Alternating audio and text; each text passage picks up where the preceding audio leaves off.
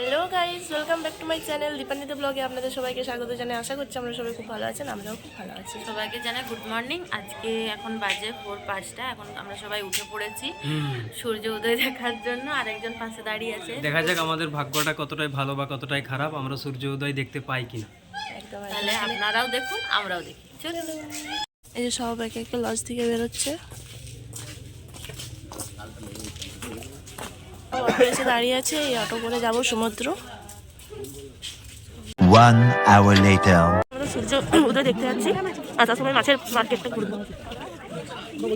দেখা যাক কোথায় যাচ্ছে, সবাই লাইন দিয়ে যাচ্ছে। তো পুরো অন্ধকার, কি জানি সূর্য দেখতে পাবো কিনা। এখনো সূর্য উঠেনি, অন্ধকার অন্ধকার আছে, তবু বোঝা যাচ্ছে না। এই যে এদিকে নদী আর এদিকে সমুদ্র, কোথায় মিশছে দেখা যাক। চলুন। অন্ধকার, চারিদিকটা হালকা হালকা অন্ধকার আছে, সূর্য উঠে গেছে কিন্তু এত কুয়াশার জন্য আমরা সূর্যোদয় দেখতে পাইনি।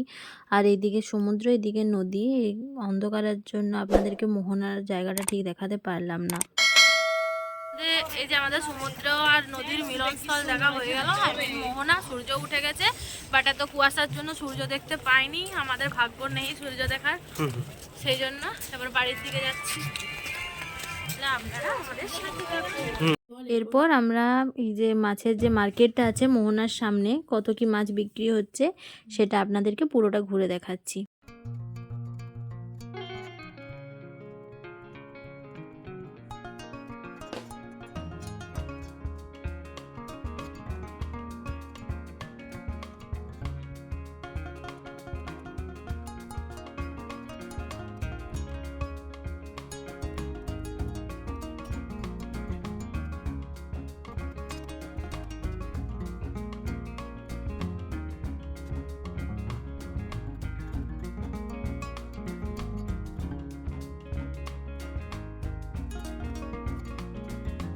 সবাই যাচ্ছেন মাছের আড়তের দিকে লাইন দিয়ে। এখন আমরা পুরো একদম মার্কেটের ভিতরে ঢুকে গেছি। এখানে একটা জিনিস দেখলাম যে এখানে মাছ কেজি দরে বিক্রি হয় না, এখানে মাছের পেটি যেগুলো আছে, এই যে ট্রেগুলো দেখতে পাচ্ছেন, এগুলো নিলাম হয়, কে কত টাকায় কতগুলো ট্রে নিতে পারে। জিনিসটা খুব ভালো লাগলো। এই যে এক ট্রে করে মাছ নিতে হবে, কিন্তু আমরা যে মাছ কেনার জন্য গিয়েছিলাম সেটা আমাদের কপালে জুটলো না, কারণ এক ট্রে মাছ আমরা কি করব নিয়ে পরে। সেই জন্য মাছ শুধু দেখেই এলাম, নেওয়ার কিছুই হলো না। দিয়ে আমরা ওইখানে যেয়ে পরে একদম যে মার্কেট থেকে মাছ কেনা হয় সেই মার্কেটেই মাছ কিনেছি। আর এই যে দেখতেই পাচ্ছেন শঙ্কর মাছ কত বড়, এটা এখানে পড়েই থাকে এরকম। আর এই যে চিংড়ি মাছ, আপনারা মাছ দেখলে বলবেন যে বাপরে এত মাছ কোথায় থাকে। আমরা তো দেখে অবাক যে এত মাছ। তো আমরা এখন মাছের আড়ত থেকে দেখা হয়ে গেল। এরপর এখান থেকে আমরা অন্য কোথাও যাব বা রুম যেতে পারি। এখানে আমাদের যে গাড়ি, আমরা যে অটোয় করে এসেছিলাম সেগুলো দাঁড়িয়ে আছে, সেটা তোমাদেরকে ব্যাক ক্যামেরা একটু দেখায়। 1 মিনিট। এই যে দেখো, দেখতে পেয়েছো। এখান থেকে এরপর ঘুরে যাব, সবাই যাওয়ার জন্য রওনা দিচ্ছে। এবার এখান থেকে হয়তো রুম বা আরও অন্য কোথাও যাওয়ার চেষ্টা করব, দেখা যাক কী হয়। সূর্য তো দেখতে পেলাম না, কারণ সূর্য আজকেও উঠে নাই, কিন্তু আমাদের ভাগ্য খারাপ। এবার দেখি এই টোটোগুলোতে আমরা যাব, যেগুলোতে এসেছিলাম। Sorry, auto.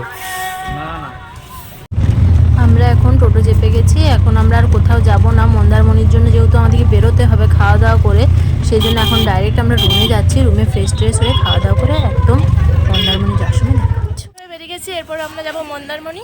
তাহলে চলুন দেখতে থাকুন।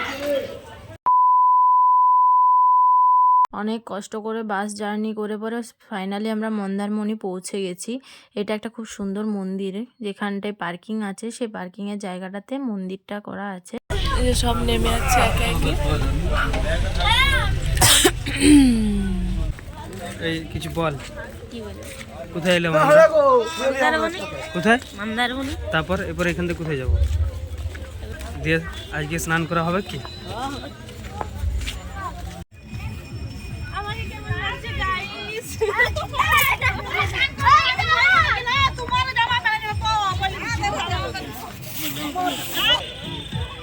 এই যে আমরা মন্দারমণিতে চলে এসেছি।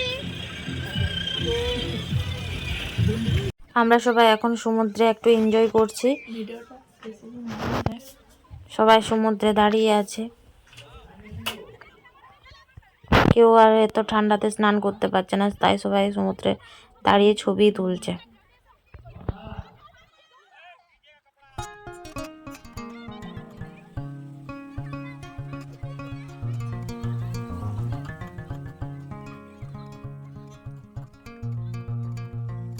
মন্দারমণি ঘোরা হয়ে গেছে, এরপর যাচ্ছি তাজপুর। এবার ঘর তাজপুর যাচ্ছি, তাজপুরে যা তোমাদের সাথে দেখা হবে, চলো।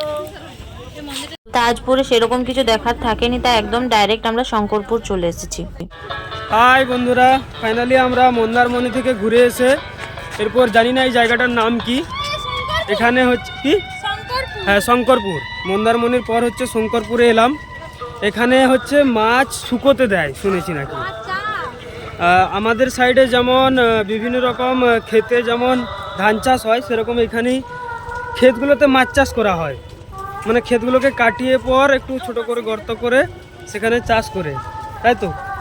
তো দেখা যাক, এই জায়গাটাতে এসেছি, তোমাদেরকে আমি ব্যাক ক্যামেরার সাহায্যে দেখানোর চেষ্টা করছি। জাহাজ, ছোট ছোট জাহাজ নৌকোগুলো দেখো তোমরা, তোমাদেরকে আস্তে আস্তে দেখানোর চেষ্টা করছি আমি। এখানে শুধু মাছের কারবার করা হয়। দীঘাতে এলে সাধারণত কি হয়, মাছ আর জল ছাড়া আর কিছুই না, তাই শুধু ওইটাই জিনিসটা দেখানোর চেষ্টা করো। শুধু তোমরা দেখো ছোটো ছোটো যে নৌকাগুলো দেখতে পাচ্ছ, সব এগুলো শুধুমাত্র মাছ সমুদ্র থেকে তোলার জন্য, দেখতে পাচ্ছ। আর এখানে জায়গাটা মানে কি বলবো, সত্যি কথা বলতে গেলে একটা দুর্গন্ধ উঠে গেছে মাছের, এত বিপর্যয় গন্ধ যে কি বলবো, থাকতে পারছি না। বাট তাও তোমাদেরকে দেখানোর জন্য আমি ভিডিওটা করছি। এখানে দেখো বরফ দিয়ে রাখা হয় মাছগুলোকে।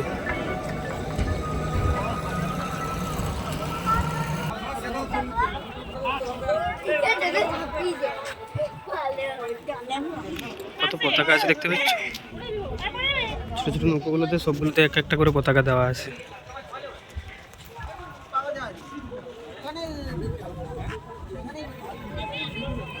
মানে আসল উদ্দেশ্যটা হচ্ছে যে আমরা এখানে এই যে শঙ্করপুরে আসার উদ্দেশ্যটা মাছ কিভাবে যে ধরে এরা, সেই জিনিসটা শুধুমাত্র দেখার জন্য এসেছি।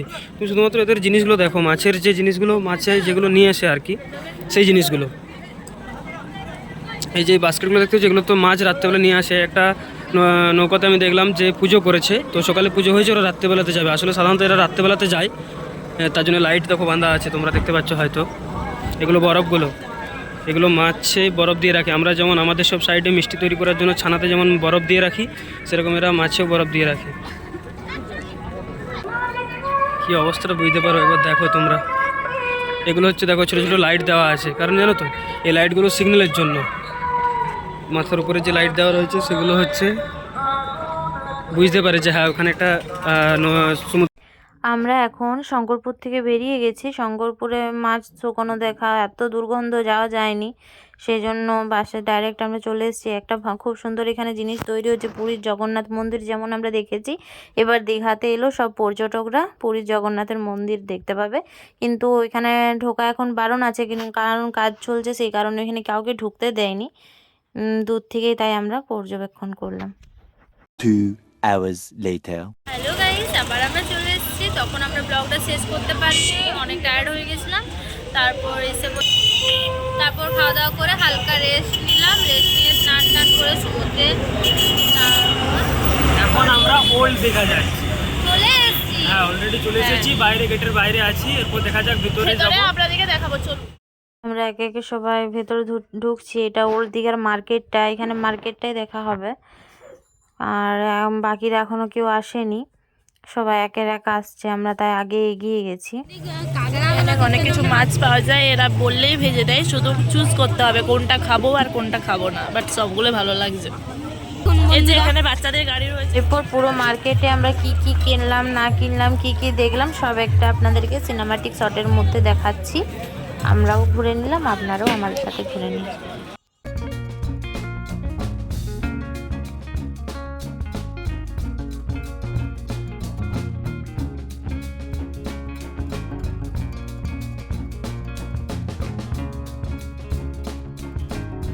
এই যে আমরা ঝালমুড়ি খাচ্ছি এখন, যে খেতে ব্যস্ত। খেয়ে কেমন? ভালো। এখন আমরা কেনাকাটা করছি ওল্ড দীঘাতে।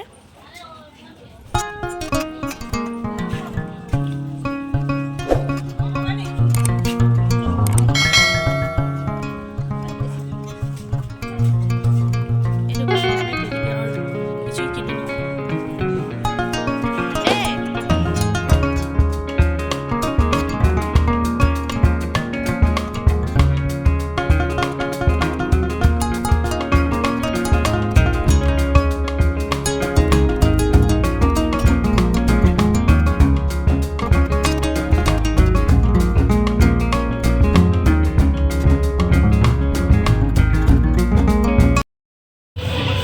আমরা কেনাকাটা করার জন্য ব্লগটা করতে পারিনি, অনেক কিছু কেনাকাটা করা হয়ে গেছে। আমরা রুমে যাব, রুমে ফ্রেশ ট্রেশ হয়ে খাওয়া দাওয়া করে যাত্রা শুরু করব বাড়ির উদ্দেশ্যে। তাহলে চলুন দেখতে থাকুন। আমাদের যাত্রা এখানেই শেষ। ফাইনালি আমাদের পিকনিক কমপ্লিট হয়ে গেছে।